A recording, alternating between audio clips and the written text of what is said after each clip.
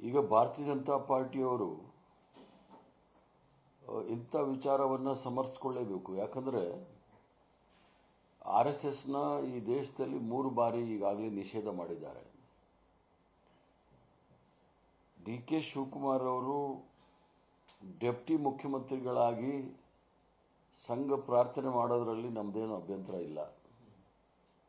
ಯಾಕಂದರೆ ಸರ್ಕಾರ ಅಂತಕ್ಕಂಥದ್ದು ಅದು ಒಂದು ಪಕ್ಷದ ಸರ್ಕಾರ ಅಲ್ಲ, ಇಡೀ 7 ಕೋಟಿ ಕರ್ನಾಟಕ ಜನತೆಯ ಸರ್ಕಾರ. ಅದರಲ್ಲಿ ಎಲ್ಲ RSS ಅವರು ಇದ್ದಾರೆ, ಜಮಾತೆ ಇಸ್ಲಾಮಿ ಅವರು ಇದ್ದಾರೆ, ಎಲ್ಲರೂ ಇದ್ದಾರೆ, ತಾಲಿಬಾನಿಗಳು ಇದ್ದಾರೆ. ಆದರೆ ಕಾಂಗ್ರೆಸ್ ಅಧ್ಯಕ್ಷರಾಗಿ ಅವರು ಆ ರೀತಿ ಹೇಳೋಂಗಿಲ್ಲ. ಅವರು ಕಾಂಗ್ರೆಸ್ ಅಧ್ಯಕ್ಷರಾಗಿ ಹೇಳಿದರೆ ಅವರು ಕ್ಷಮೆ ಕೇಳಬೇಕಾಗುತ್ತೆ. ಯಾಕಂದರೆ ಮಹಾತ್ಮ ಗಾಂಧಿ ಅವ್ರನ್ನ ಕೊಂದಂಥ ಸಂಘಟನೆ, ಆ ಸಂಘಟನೆಯ ಪ್ರಾರ್ಥನೆ ಮಾಡ್ತಕ್ಕಂಥದ್ದು ಸರಿಯಲ್ಲ. ಆದ್ದರಿಂದ ಭಾಳ ಸ್ಪಷ್ಟವಾಗಿ ಅವರು ಡೆಪ್ಟಿ ಮುಖ್ಯಮಂತ್ರಿಗಳಾಗಿ ಅದನ್ನು ಮಾಡಿಕೊಂಡು, ಯಾಕಂದರೆ ಅವರು ಹಲವಾರು ಮುಖಗಳಿದೆ ಶಿವಕುಮಾರ್ ಅವ್ರದ್ದು.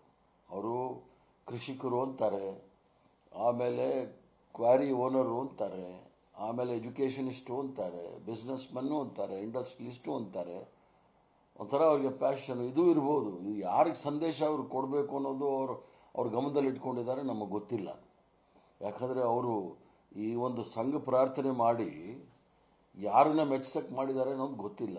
ಆದರೆ ಡೆಪ್ಟಿ ಮುಖ್ಯಮಂತ್ರಿ ಆಗಿ ಮಾಡಿರೋದು ನಮ್ಮದೇನು ಅಭ್ಯಂತರ ಇಲ್ಲ. ಕಾಂಗ್ರೆಸ್ ಅಧ್ಯಕ್ಷರಾಗಿ ಮಾಡಿದರೆ ಅವರು ಕ್ಷಮೆ ಕೇಳಬೇಕಾಗುತ್ತೆ. ಸರ್, ಈಗ ಅವರು ಡೆಪ್ಟಿ CM ಆಗಿರಲಿ ಏನೇ ಆಗಿರಲಿ ಅದು ಪಕ್ಷದಿಂದ ಮಾತ್ರ ಆಗಿರೋದು.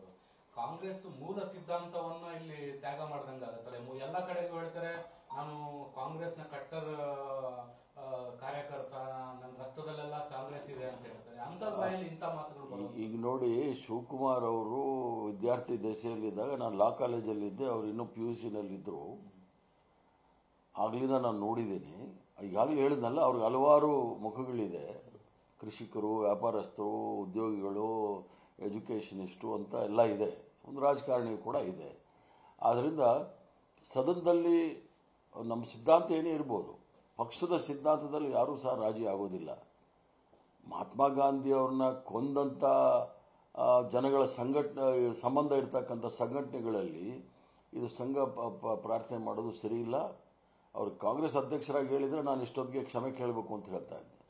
ಅವರು ಡೆಪ್ಟಿ ಚೀಫ್ ಮಿನಿಸ್ಟರ್ ಆಗಿ ಹೇಳೋದ್ರಿಂದ ನಮ್ಮದೇನು ಅಭ್ಯಂತರ ಇಲ್ಲ.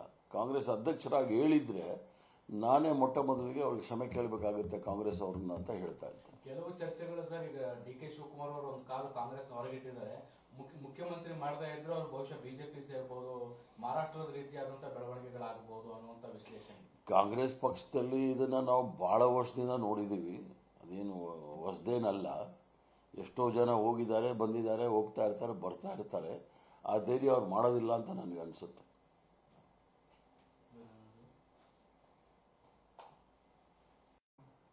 ಸರ್, ಈಗ ರಾಜ್ಯದಲ್ಲಿ ಧರ್ಮಸ್ಥಳದ ಬಗ್ಗೆ ಬಹಳ ದೊಡ್ಡ ಚರ್ಚೆಗಳು ನಡೀತಾ ಇದ್ದಾವೆ. ಮುಖ್ಯವಾಗಿ ಒಂದ್ ಕಡೆ ಸಮೀರ್ MD ಮತ್ತೆ ಮಾರ್ಕ್ಸ್ಮ್ಯಾನ್ ವಿಚಾರಣೆ. ಯಾಕಂದರೆ ಹಲವಾರು ಧರ್ಮ, ಭಾಷೆ, ಪ್ರಾಂತಗಳಿರೋ ಇದರಲ್ಲಿ ಇವರು ಶತಪ್ರಯತ್ನ ಮಾಡ್ತಾ ಇದ್ದಾರೆ. ಅದಕ್ಕೆ ಇವ್ರಿಗೆ ಜಯ ಸಿಕ್ಕೋದಿಲ್ಲ.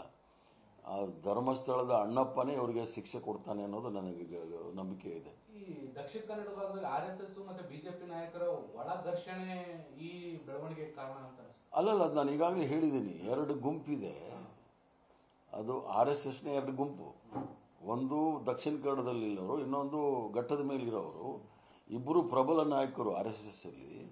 ಅವರ ಸಂಘರ್ಷ ಇದನ್ನು ಈ ಧರ್ಮಸ್ಥಳವನ್ನು ಹರಾಜಾಗ್ತಾ ಇದೆ. ಅವರು ಉದ್ದೇಶಪೂರ್ವಕವಾಗಿ ಮಂದಿರನ ಎಳೆದು ತರ್ತಿದ್ದಾರೆ. ಅದರ ಸಂಶಯನೇ ಬೇಕಾಗಿಲ್ಲ. 2 ಪ್ರಮುಖ ನಾಯಕರು, ಸಂಘದ 2 ಪ್ರಮುಖ ನಾಯಕರ ಈ ಒಳಜಗಳದಲ್ಲಿ ಧರ್ಮಸ್ಥಳದ ಹೆಸರು ಹಾಳಾಗ್ತಾ ಇದೆ. ಯಾರು ಸರ್? ಅದು ಎಲ್ರಿಗೂ ಗೊತ್ತಿದೆ. ನಾನು ಈಗಾಗಲೇ ಅದ್ರ ಬಗ್ಗೆ ಹೇಳಿದ್ದೀನಿ. ನ್ಯೂಸ್ ಫಸ್ಟ್, ನಿರ್ಭೀತಿಯಿಂದ ನಿಮ್ಮ ಪರವಾಗಿ.